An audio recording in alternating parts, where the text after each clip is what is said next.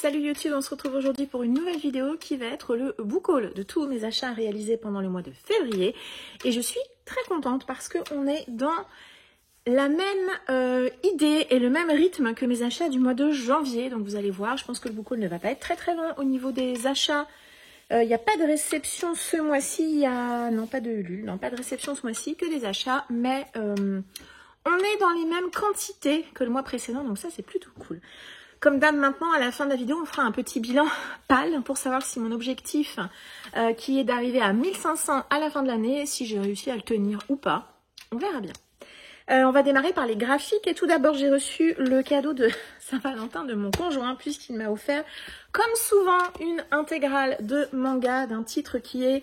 alors, plus édité, ou en tout cas officiellement toujours édité, mais très difficilement trouvable, puisqu'il y a des tomes un peu qu'on n'arrive plus à trouver. Donc c'est Goyo de Natsume Ono, c'est publié chez Big Kana. Ici, on suit un samouraï qui va se faire embaucher comme garde du corps par un jeune homme un peu débauché. Et en fait, il pense, voilà, il est samouraï quand même, et finalement il va découvrir que l'homme chez qui il est embauché, c'est le chef d'une bande de brigands. La bande s'appelle les Goyo. Donc voilà, on va avoir une petite confrontation, on va dire, entre ce que ce samouraï est, les valeurs qu'il propage, et puis bah voilà, le fait de travailler pour une bande de malfrats. Voilà, au niveau du style graphique, hein, voilà, on est sur quelque chose de très épuré. Assez différent effectivement de ce que moi j'aime comme ça spontanément au niveau du dessin. D'ailleurs c'est vrai que la couve elle est assez parlante. Je ne vais pas vous montrer toutes les couvertures, mais à chaque fois vous voyez on est vraiment sur ce style de dessin. Un dessin voilà, plutôt épuré, plutôt sobre. C'est une série complète en 8 tomes et donc mon chéri me l'a offerte pour la Saint-Valentin. Je suis très contente. Et en graphique, ensuite, j'ai 3 titres. Un achat neuf. Je vous en avais plus ou moins parlé le mois dernier et je crois que vous l'avez vu dans ma palle pour le mars au féminin. Je me suis pris Veille de Sarah B. Elfgreen et Carl Johnson, publié chez Ankama dans cette édition spéciale 20 ans. J'ai pris PTSD et j'avais découvert celui-ci en allant en librairie et après réflexion, je suis retournée le chercher. Il coûte quand même 12 €, ce qui est quand même très bon marché. Et on est sur, voilà, je sais pas combien il y a de pages, mais on est sur une belle briquette. Et puis c'est quand même, voilà, c'est écrit en couleur. Ici, on va suivre une jeune femme qui va se retrouver mêlée à une histoire de vikings, mais également de dieux nordiques. Voilà, je suis pas hyper familière des dieux nordiques, mais je me dis pourquoi pas. Le dessin m'a plu quand j'ai feuilleté comme ça, personnage féminin central. Et puis j'ai vu que les avis étaient quand même assez positifs sur ce titre. Je me suis dit que si Ankama le ressortait pour ses 20 ans, c'est aussi probablement un titre qui a bien fonctionné. Donc du coup, je me le suis procuré.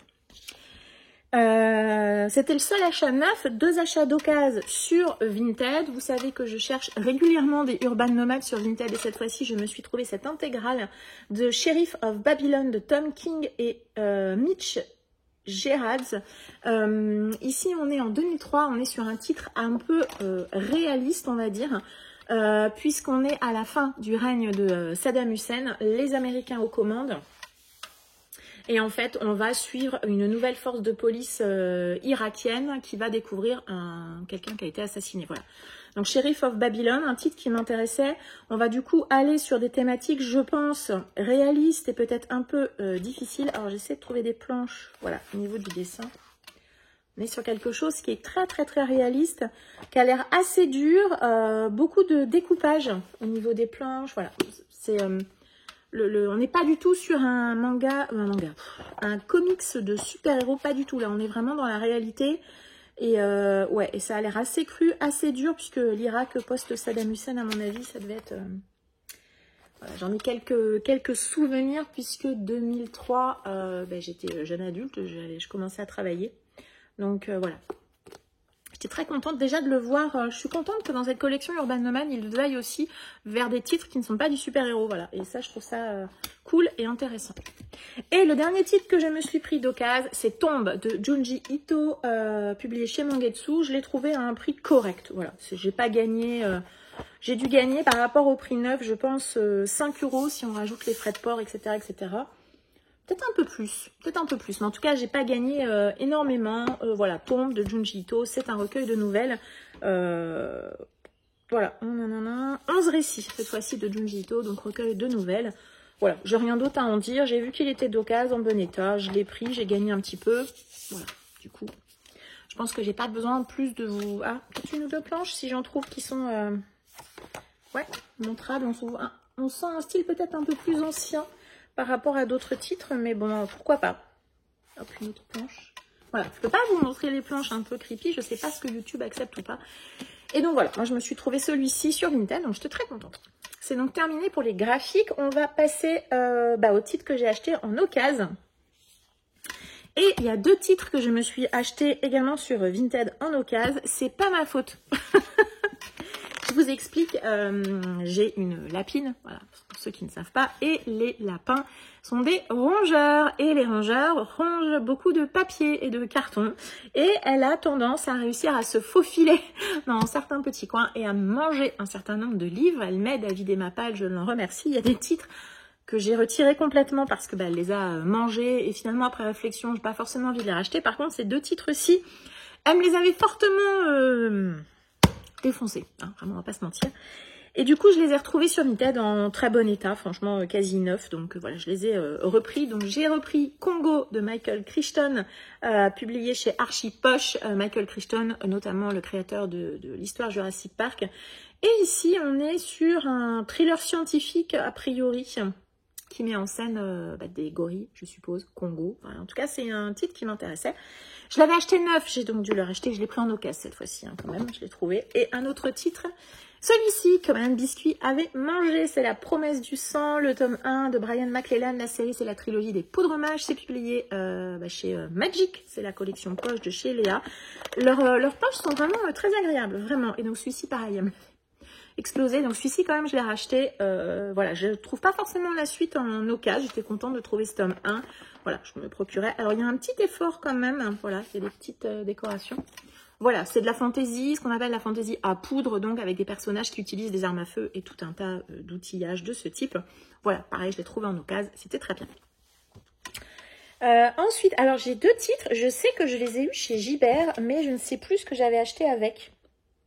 Peut-être des trucs pour les enfants. J'avoue que je ne sais plus trop. Donc sur Gibert, je me suis pris les deux derniers tomes que j'ai trouvés en occasion de la série Bloodsong, donc les tomes 5 et 6. C'est de la fantasy, c'est d'Anthony Ryan. Donc là, on a le tome 5 et 6, c'est La Reine de Feu, parce qu'en fait, ils ont découpé. Voilà, ça, en fait, c'est un seul tome qu'ils ont découpé en deux tomes poche. Je les ai pris parce que j'aime beaucoup ces couvertures-là. J'avais trouvé les 4 premiers tomes en brocante. Et ben voilà, quand j'ai vu que ceux-ci, ils étaient dispo sur Gibert, je les ai pris. Alors, le doré s'en va. C'est pas très grave. Franchement, l'important, c'est quand même davantage le contenu. Franchement, ils sont plutôt en bon état. Je trouve que les poches de chez Brajlon sont généralement pas très qualitatives de toute façon. Donc voilà, je suis contente de les avoir. Ils sont bien fluffy, c'est cool. Et du coup, j'ai la série complète. Mais alors, vous dire ce que j'ai acheté avec, eh ben, je ne sais plus parce que j'ai pas la sensation... Si, le titre, il est tout en bas. Je le vois, il est tout en bas. Je sais ce que j'ai acheté avec. En occasion, toujours, je me suis tout d'abord pris Le secret du jeune prétendant de Marie Valente. C'est publié chez Brajlon. C'est un tome 2 d'une série dont le premier tome s'appelle... C'est trop loin, je verrai pas. Je sais plus comment s'appelle le premier tome. Le secret du roi, c'est ça. Le tome 1, c'était Le secret du roi. Je l'avais eu en grand format, je crois que c'était Céline Lecture qui me l'avait donné quand on s'était rencontrés sur un salon, je crois. Elle l'avait reçu en service presse, elle ne souhaitait pas le garder. Donc elle l'avait proposé aux gens qui étaient là au salon et moi j'avais pris. Et ben voilà, le tome 2, il est sorti quelques temps après. J'aimais bien l'idée du tome 1, c'est un peu le chevalier Éon en fait, hein. C'est une jeune femme qui va être obligée de se déguiser en homme pour pouvoir réaliser un certain nombre de choses. Je vais pas lire la 4e parce que c'est un tome 2. Je ne sais pas s'il y aura une suite ou pas. Alors je me suis décidée à prendre ce tome 2 en grand format parce que j'avais le tome 1 en grand format et j'ai vu que le tome 2 va sortir en poche dans pas longtemps. Donc je me suis dit, est-ce que tu bascules tout en poche ou est-ce que tu prends le grand format?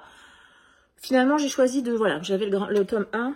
J'ai dit, bah tant pis, on va rester sur le grand format. Je l'ai cherché en occasion. Pareil, je l'ai trouvé à un prix correct. Donc, comme vous savez, vous connaissez le délire, hein, on vend des trucs sur Vinted, on a une cagnotte. Donc, ça ne sort pas du compte en banque. On a l'impression qu'on n'a rien payé, du coup.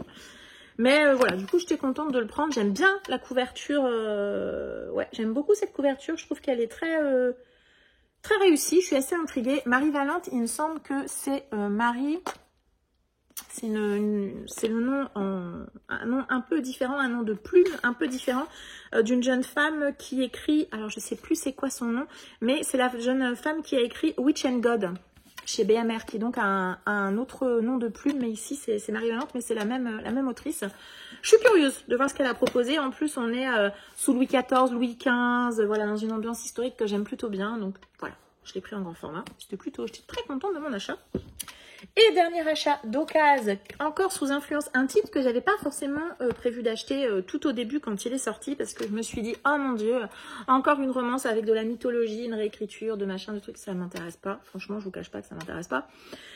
Et puis j'ai vu des avis sur ce titre, et j'ai vu des avis qui disaient, mais non, c'est pas du tout ce qu'on pense, des personnages gris, un personnage qui fait des trucs pas forcément, comment dire, recommandables, des choses acceptables plutôt.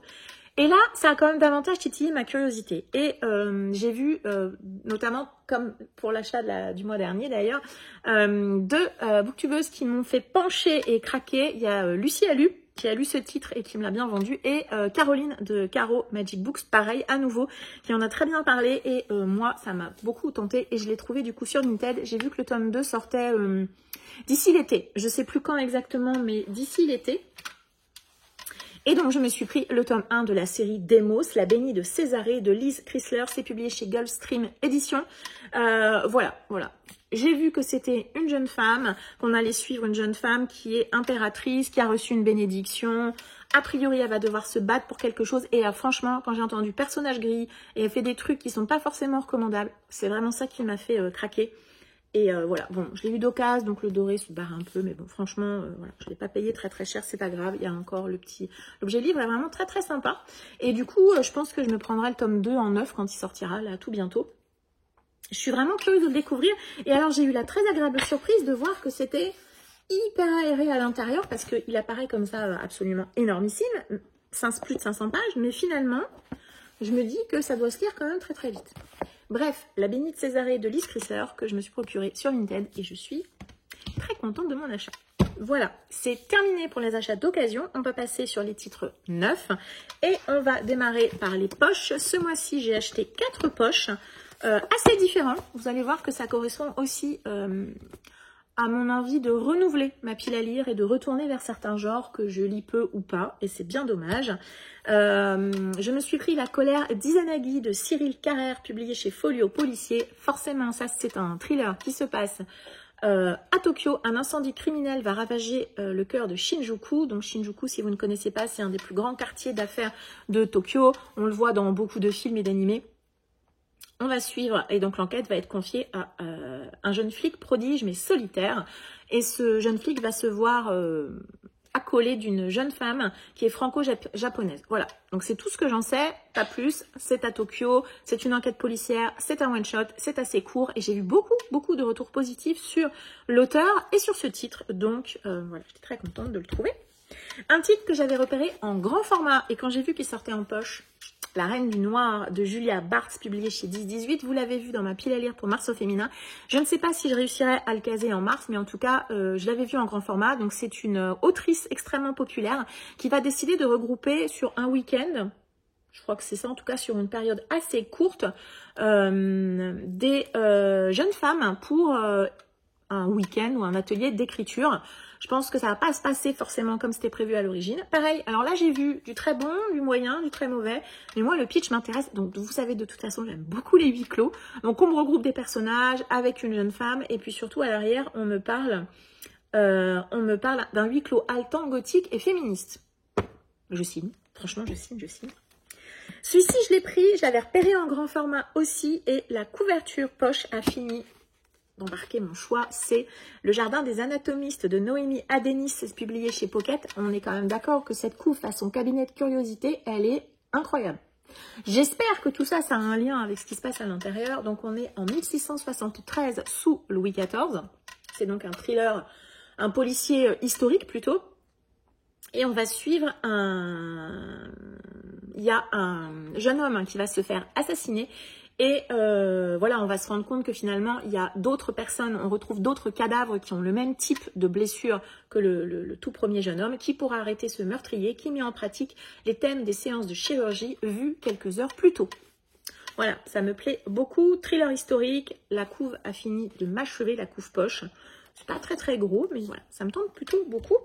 Et le dernier poche que je me suis pris, pareil, je l'avais repéré en grand format. C'est un titre qui est paru à l'origine chez...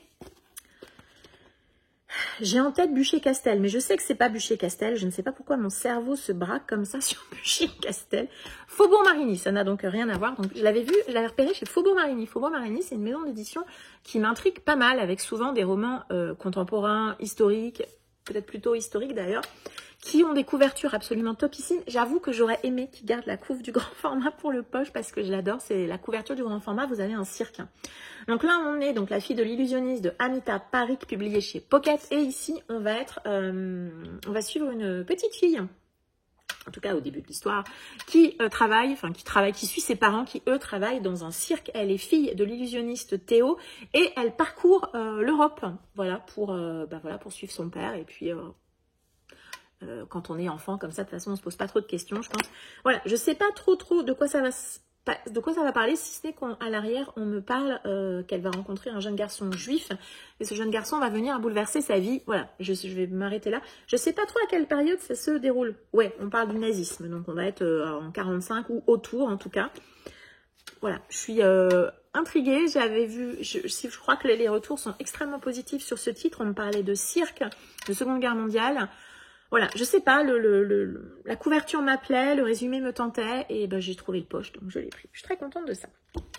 Et on va terminer par 4 grands formats. Et oui, un quart d'heure, et on est déjà aux 4 derniers grands formats. Alors le premier, j'ai craqué mon slip complet.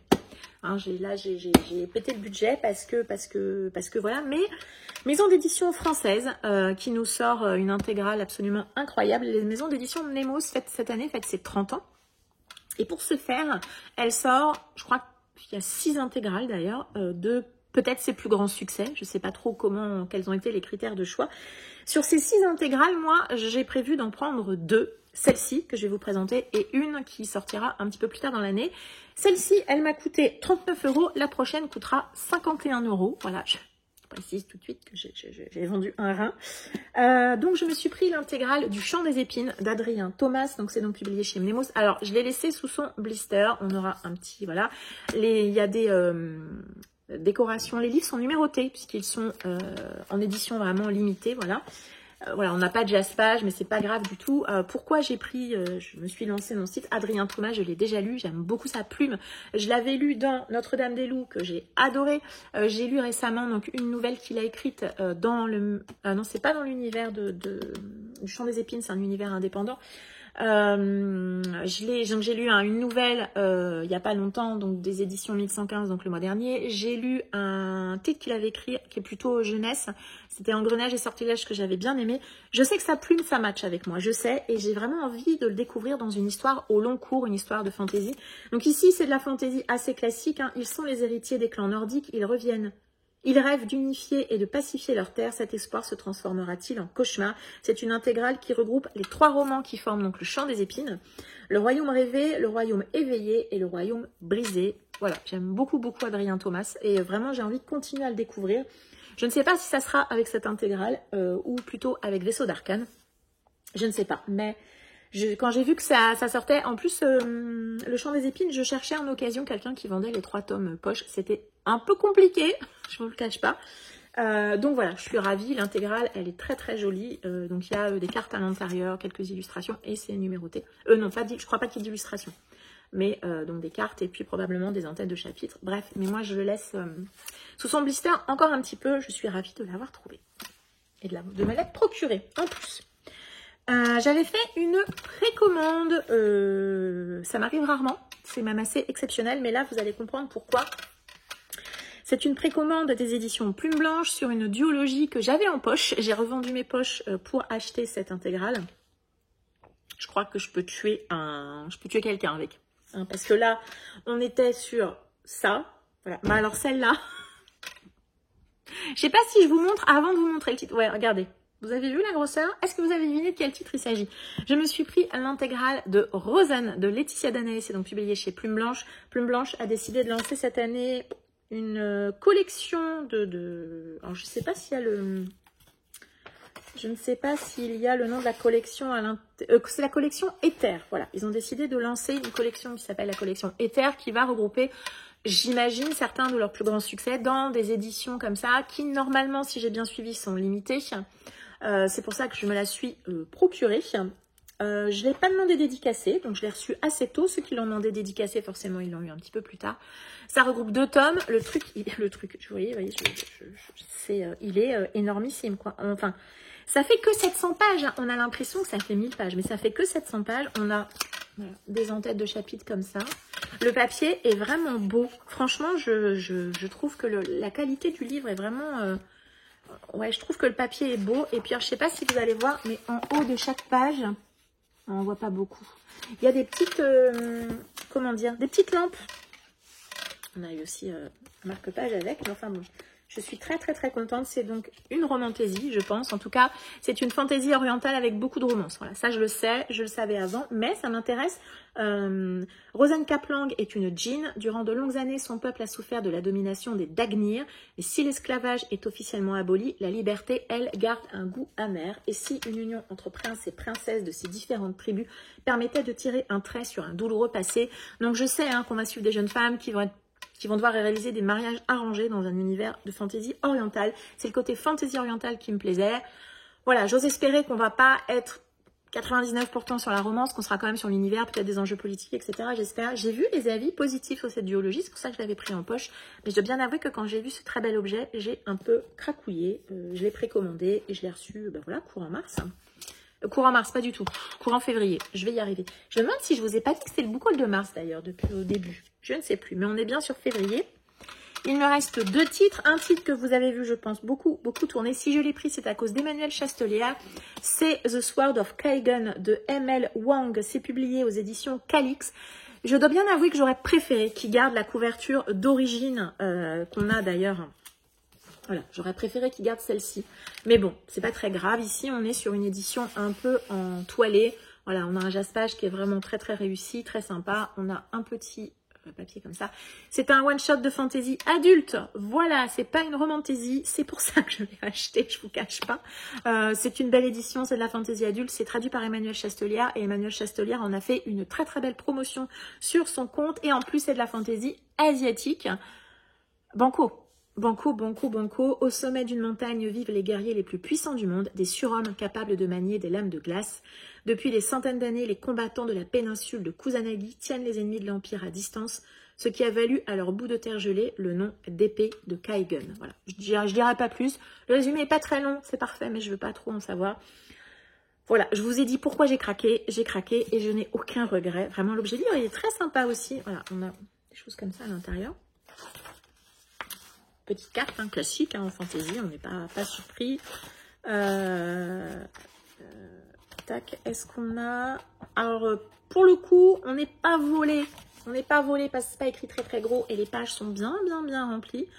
Ah non, on n'a pas d'illustration dans tête de chapitre, c'est dommage, mais c'est pas grave. J'avoue que la promotion d'Emmanuel Chastelier m'a suffi et j'espère que mes éditions de Calix continueront à éditer cette autrice. Il me semble que c'est une jeune femme parce que fantaisie adulte et que moi, voilà, j'ai besoin de fantaisie adulte.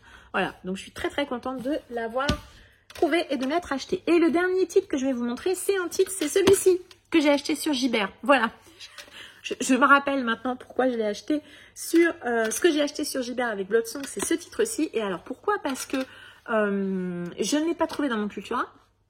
Je ne l'ai pas trouvé dans mon Leclerc culturel, dans la librairie indépendante qui est pas à côté, mais j'aurais éventuellement pu m'arranger pour aller. Il l'avait pas non plus. Donc franchement, je sais pas pourquoi. Est-ce qu'il a été mal distribué? Est-ce que le tome 1 n'a pas marché du tout? Je sais pas du tout. Donc c'est une duologie, c'est donc le dernier tome. Et je me suis dit, ben non, je vais le prendre. Du coup, je l'ai acheté neuf sur Gibert. C'était le seul endroit où je le trouvais. J'avais une petite cagnotte, donc voilà, du coup je l'ai pris. C'est le tome 2 de Excalibur de Gabriel Katz, La guerre des couronnes. C'est publié chez Scrinéo. Donc j'ai pas lu le tome 1, c'est pas grave. C'est de la fantaisie, probablement plus ou moins d'inspiration mythe arthurien, très probablement. Je suis dans Excalibur, a priori. Gabriel Katz, c'est un auteur que j'ai déjà lu en fantasy, adulte et young adulte. J'aime beaucoup sa plume, j'aime bien comment il construit ses histoires. Enfin, en tout cas, voilà, c'est un auteur où je suis allée plutôt en confiance. En plus, le livre ne coûte que 22 €. C'est pas, voilà. Et voilà, du coup, je l'ai pris. Pareil, hein, c'est écrit assez espacé, donc je pense que c'est le genre de titre qui se lit probablement très vite. Et puis, on a, voilà, petite décoration dans tête de chapitre. Voilà. Donc, c'est celui-ci que j'ai acheté sur Gibert avec les Bloodsong. Et je sais plus, non, je crois que c'est tout ce que j'ai acheté sur Gibert. J'ai acheté celui-ci, bah voilà, j'avais une petite cagnotte, donc j'en ai profité.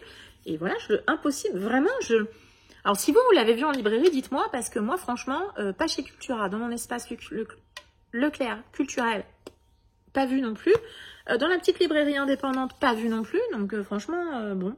Alors après, certes, j'aurais pu le commander chez Cultura, on est d'accord, mais ayant la cagnotte Gibert, voilà, j'étais pas pressée non plus, donc voilà. Ce titre clôture ma vidéo book haul du mois de février. Voilà, j'espère que j'ai pas dit mars au début, vraiment, j'espère. Enfin bon, sinon c'est pas très grave non plus. Hein. Dans la miniature, ça sera, dans le titre de la vidéo, ça sera correctement écrit. Donc, on va faire le petit bilan pâle, hein, comme j'ai décidé de le faire à partir de maintenant. Donc, fin janvier, ma pile à lire était de 1819. Et à fin février, entre les lectures, les quelques unhauls réalisés grâce au lapin, je suis passée à 1798. J'ai donc baissé ma pile à lire de 21 titres. On est passé sous la barre symbolique des 1800, donc je suis très contente. Premier palier passé, c'est plutôt cool. Donc 21 titres retirés. Voilà, c'est l'alternance entre ce que j'ai lu, les quelques titres que j'ai sortis. Si j'ai démarré, il y a une saga que j'ai démarrée et j'ai décidé de l'abandonner. Donc forcément, le ou les tomes qui suivaient, je les ai retirés de ma palle. Enfin voilà, il y a quelques titres comme ça qui ont disparu. Et on arrive à 1798. Je suis très contente. Je tiens, en tout cas, janvier, février et mars, on est sur la même ligne. Donc, je suis très très contente de réussir comme ça, à descendre ma pile à lire tranquillement, de me reposer des questions sur mes achats, d'essayer de faire des achats raisonnés, puisque vous voyez, avec Excalibur tome 2, celui-ci tome 2, la fin de Bloodsong, vous voyez, des choses assez cohérentes.